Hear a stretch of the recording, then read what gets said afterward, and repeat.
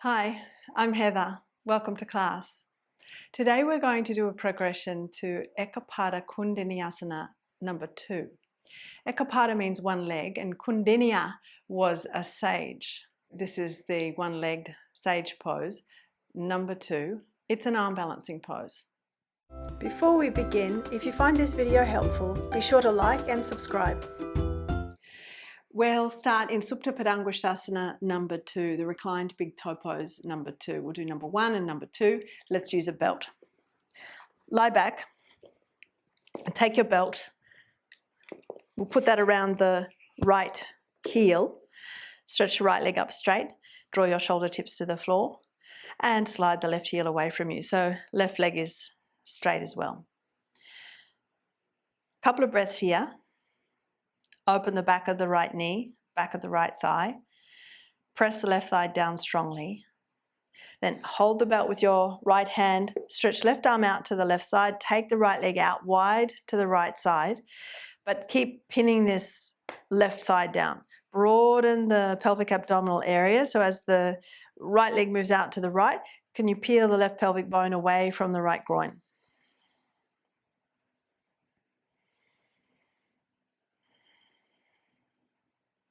Raise the leg back up, remove the belt, lower the right leg. Let's swap legs. So you start with the right leg bent, right foot's on the floor as you stretch left leg straight.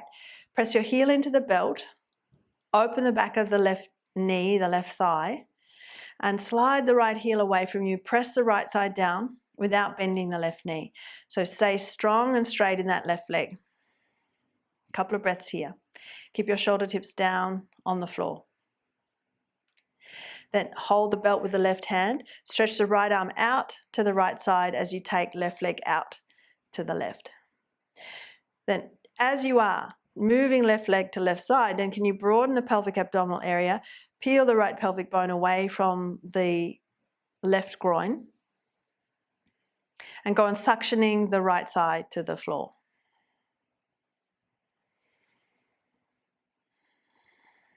Raise the leg up. Remove the belt and rest. Turn your palms up, let the legs go, let the arms go.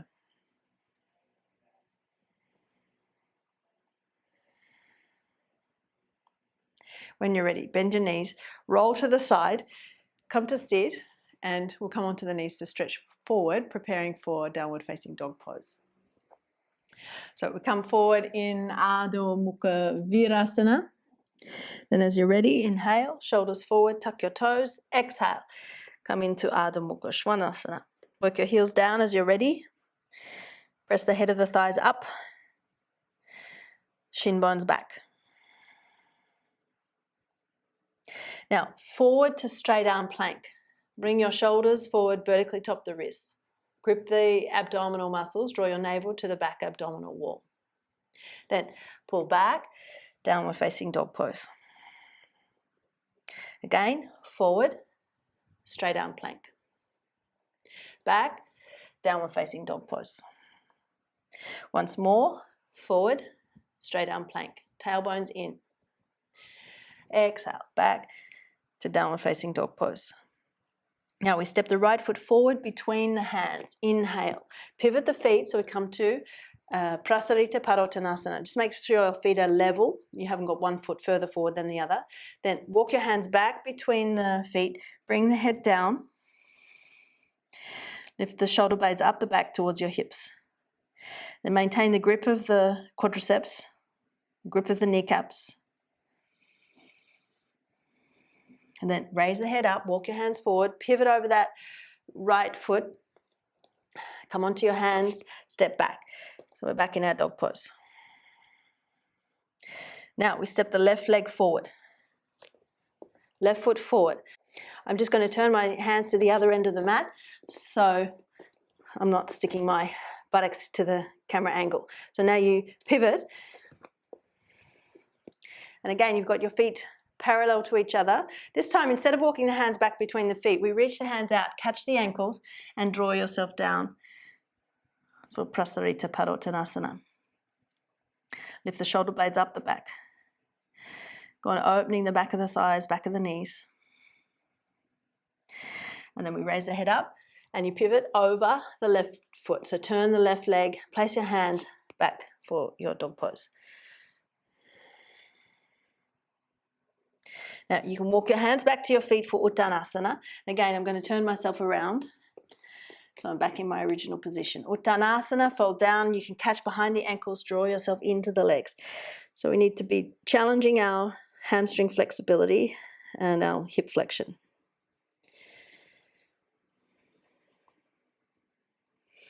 Raise the head up, place your hands, walk back, dog pose.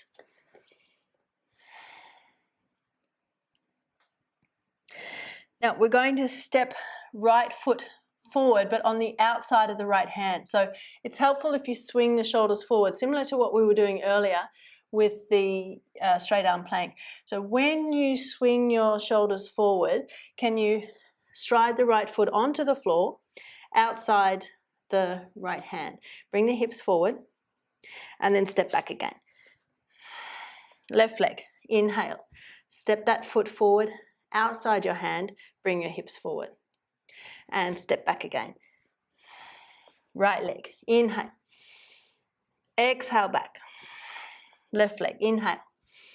Hips are forward. Exhale back. Let's go again. Right leg, inhale. Exhale. Left leg, inhale. And exhale. Okay, come down. Have a rest for a moment. Feel free to rest your forearms down, rest your head down. I just want to talk about that striding of the leg. So we want the thigh to come outside the arm because eventually the leg is resting on the upper arm. So this time when we stride the leg, we're going to see if we can take that foot just a little further forward than the line of the hand. Again, let's come to our dog pose. So we look forward and we swing the shoulders forward. You pick the heels up as you step the right foot forward. Now see if you can go further forward than the line of the hand. Bring your hips forward and feel your inner thigh against that upper arm. And stride back. Left leg, inhale. Can you step your foot a little further forward than the line of your hand? Feel your inner leg against your upper arm. Bring your hips forward. And stride back. Again, inhale. Right leg. Exhale back. Inhale, left leg. Exhale back. One more repetition, both sides. Inhale, right leg. Exhale. Left leg. And exhale. And bend your knees and come to have a rest. So again, you can rest your forearms down, rest your forehead on your forearms.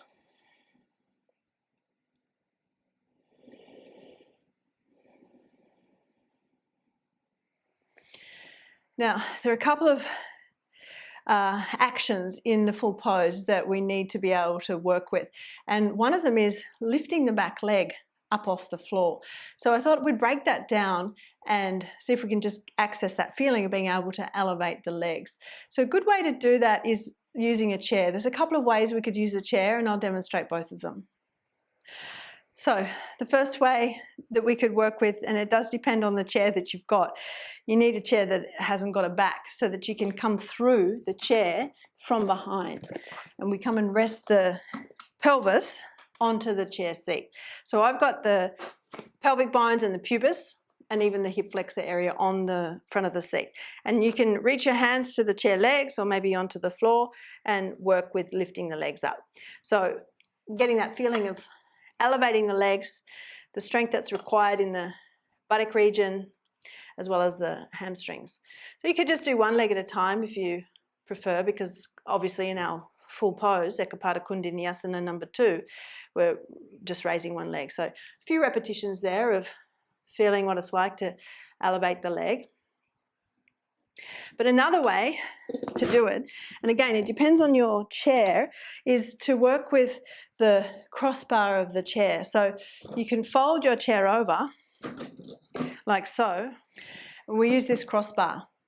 So we need to have a good amount of padding on top of that. We can get a blanket and fold it well over that crossbar. If your blankets aren't terribly thick, you'll need a couple of blankets at least, because we're going to be putting our hip flexor area on that, and that can be quite sensitive.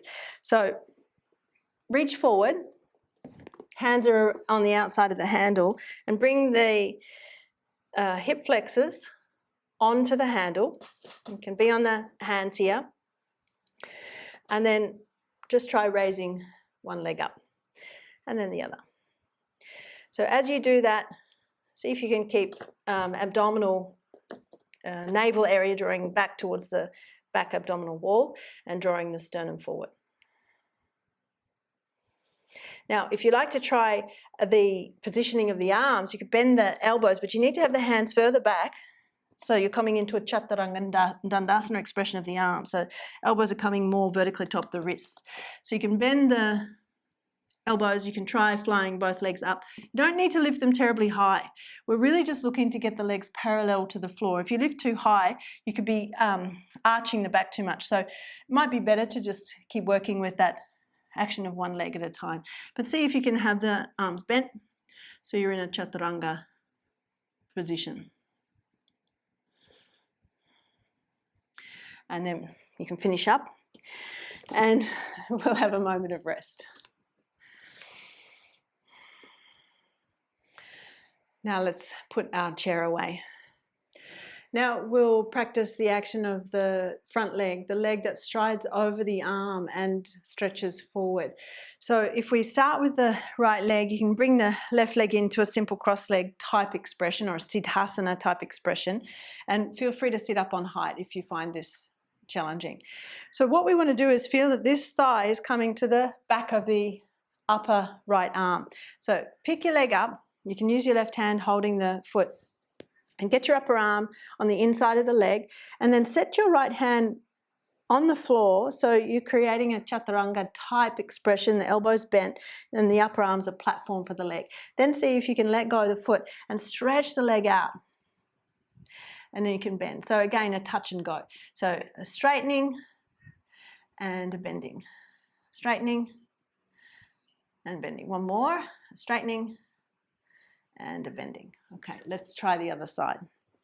So the right leg can be in a simple cross legs or a Siddhasana type position. You can catch the left foot with your right hand and bring your thigh onto the back of the upper left arm. Place your hand and then you bend the elbows if you're leaning down into that hand and arm. Let go of the foot, and then you're stretching that left leg to straighten and bend. Then straighten and bend, straighten and bend. Okay, so now let's come from dog pose, stride the right leg forward, see if we can bend the elbows and straighten that leg without lifting the back leg just yet. So we're in our dog pose.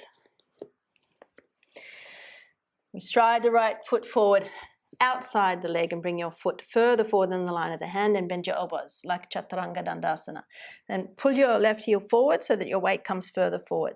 Then as you start to prepare to come down, bring your inner right foot onto the floor and the inner right leg onto your arm. Then see if you can stretch the leg forward. Push out through the inner foot, then foot to the floor, back to your dog pose. So again, it's a touch and go. Left leg, inhale. Stride your foot further forward than the hand. Bend your elbow, so particularly that left elbow, get it underneath the leg. Both hands, both the elbows bent. Pull the right heel forward. Lean forward and start to scoot that inner left foot forward and see what happens. Can you straighten the leg and then you can bend? And sometimes it's not so graceful. We'll come back to our dog pose. Come down onto your knees, have a rest. So again, these poses can be touch and go, touch and go. Repetition can be really helpful when we're practicing like this. I'm finding it difficult to talk and give instructions while I'm doing the practice. So perhaps I'll reduce the instruction and just go through it without that stress. So again, dog pose. Right leg forward, inhale. Bend the elbows. Straighten the right leg. And then come back and dog pose. Left leg forward, inhale. bend the elbows. Straighten left leg. Then bend that left leg and back to your dog pose. Okay, come down. So one thing that can be helpful, which we could consider as a cheating way of doing the pose, but it's a good access point for some people, is letting the elbow of the arm that's not supporting the leg come right in to the abdominal area. So the elbow's supporting the weight of the torso somewhat. So that can be something to explore. The full pose, the elbows out to the sides. We've got to hold our body with our own strength. But let's try. If you're finding it a struggle, we'll see if we can bend that elbow to the abdomen. Inhale, right leg forward. Now, you'll see with my left elbow here, as I attempt to bring my weight down, I'm going to sweep that left elbow in just enough that it comes underneath the ribs, left upper arm supporting the ribs. And perhaps you can stay a bit longer as you stretch that right leg straight. And then you can bend, and again, back to your dog pose. Left leg forward. Inhale, bend your elbows. And so now again, if you want to try, bringing your body weight onto the upper right arm as you stretch that left leg straight. And then bend and come back to your dog pose. I'm starting to lose my strength a little bit, getting puffed with giving instruction as well as doing the poses. Come down, let's have a rest. Relax the head down.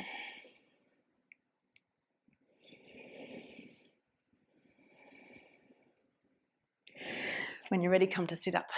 Okay, so there's one more action that we need to do, and that is lift the back leg. So we've been practicing with keeping the back foot on the floor. This time we'll see, can we have front leg stretching out and the back leg lifted. Now, it can pose a great challenge to be able to stretch that one leg forward and raise the back leg. So what we can do is take our mat back to the wall and elevate the back foot up onto the wall. Perhaps you can even use a brick underneath your foot for that foot to press into. But I'm going to work with just hopping the foot up the wall to give an example of how we can use the wall that way. So if we come to dog pose, have your heels back to the wall, and stride the right leg forward and get yourself ready to balance. So again, you can use your upper left arm as support under the rib cage if you're finding that is helpful. Slide the inner right foot away from you, stretch that leg straight, and then hop your left foot up the wall. Sternum forward. And then you can come down and we'll do the other side. Dog pose. So it might be a shorter stance between your feet and your hands, just to make sure your hands are in the right position relative to the wall. Left leg forward. And then as you prepare to weight bear there, slide the inner foot forward, come down, sternum forward, stretch through the inner left foot and hop the back foot up the wall. Keep moving sternum forward. And then you can come down and let's rest. Pose of the child with the arms forward.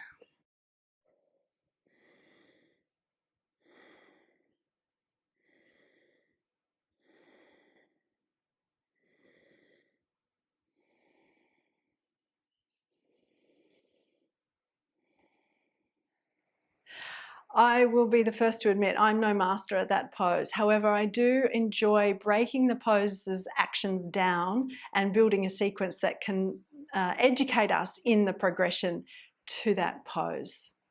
If you enjoyed practicing with me, I invite you to check out my video library on my website.